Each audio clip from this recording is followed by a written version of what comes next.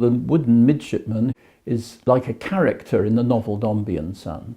He is actually a shop sign for one of the characters who's a maker of nautical instruments or seller of nautical instruments, and he's a very important character in the book. And this is his shop, and his nephew, his beloved nephew, is the hero of the novel, you could say, and who eventually, of course, marries the heroine.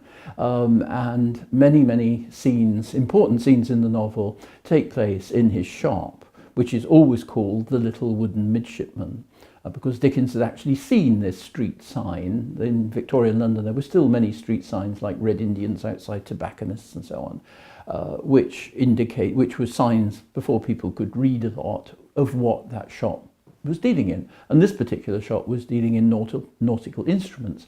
That's why the Little Wooden Midshipman is holding that spyglass to his eye. And Dickens saw this in one of the streets in the city and incorporates it. It appeals to him enormously because here is something that is dead, pretending to be alive, as it were. And Dickens' imagination was always fascinated by this kind of strange hinterland between the animate and the inanimate. So he's always fascinated by things pretending to be living, which aren't, by glass eyes or false teeth or wooden legs, or in this case, a whole wooden statue. So the wooden midshipman is supposed to sympathise with what's going on in the novel when things go very badly for the hero.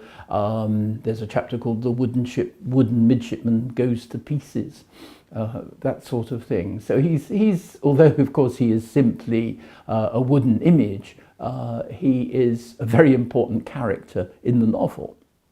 And the great thing is, of course, that we have the actual wooden midshipman here in the Dickens Museum, and you can see him upstairs.